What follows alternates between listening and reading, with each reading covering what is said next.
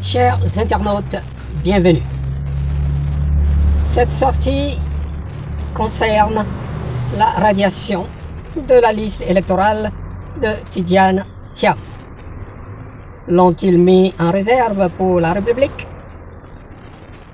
En date du 22 avril 2025, la nouvelle de mise en touche du président du PDCI-RDA est tombée. C'en est fini pour sa candidature à la présidence de la Côte d'Ivoire.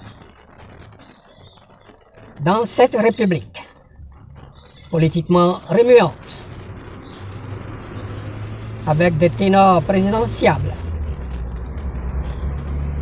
mis hors d'état de nuire par la branche judiciaire du sortant Alassane Dramane Ouattara, la compétition présidentielle n'est-elle pas bel et bien verrouillée pour le RHDP?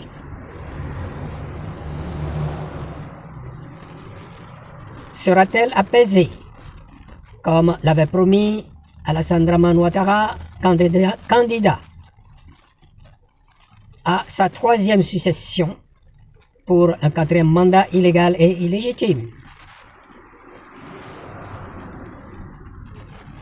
On se demande qui sont les vrais commanditaires de cette escalade par ce verdict chrysogène de disqualification de Tidjane Thiam, qui n'est plus à présenter, petit-fils de Félix Houphouët-Boigny, le père vénéré de la nation ivoirienne.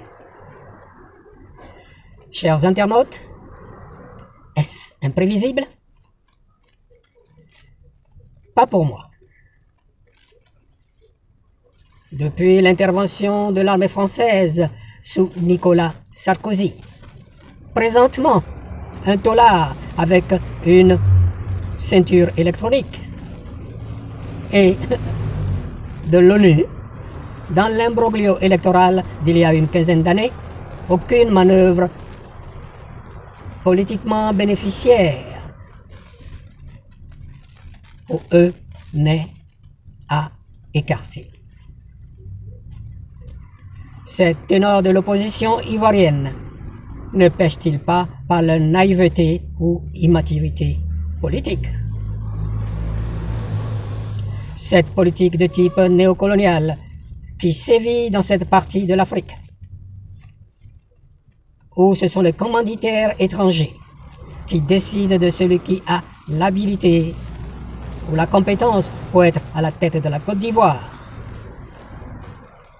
Cela dure depuis la loi cadre de 1956. Donc, bien avant les indépendances formelles de 1960. La Côte d'Ivoire, avec son rôle de vitrine de la France africaine ou de la mafia africaine, a joué un rôle plus ou moins direct dans un bon nombre de changements de régime par des coups d'État militaires ou civils. Exemple, palabre entre Sékou Touré de Guinée-Conakry et de Félix Houphouët-Boigny, pour des raisons idéologiques, et aussi de l'assassinat de cadres patriotes tels Biaka Boda de Côte d'Ivoire, Sylvanus Olympio du Togo, et plus proche de nous, Thomas Sankara de Burkina Faso. La Côte d'Ivoire sert de tête de pont de déstabilisation de l'impérialisme dans le précaré français, tout comme l'État sioniste d'Israël au Moyen-Orient, en complicité avec l'ambiguïté de bon nombre de dirigeants arabes. Chers auditeurs et auditrices, quoi faire? Avec la mise en réserve de Tidjane Thiam et de bien d'autres, nous pouvons nous convaincre que les outils de manœuvre des élections et de la vie politique étant bien affinés ou affûtés, cette situation insoutenable pour d'authentiques patriotes et bien pensant ivoirien perdurera encore de 1 à 2 générations à venir. Bien sûr, le travail d'éveil de conscience et de mobilisation doivent intensément se poursuivre par les brillants et sérieusement concernés, fils et filles de cette terre africaine, sans fanfare ni trompette,